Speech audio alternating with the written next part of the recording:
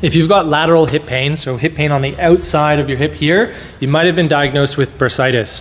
But nowadays, some of the research is showing that it's not necessarily always the bursa that's actually irritated. There can be many things around the hip that can be a source of pain and discomfort.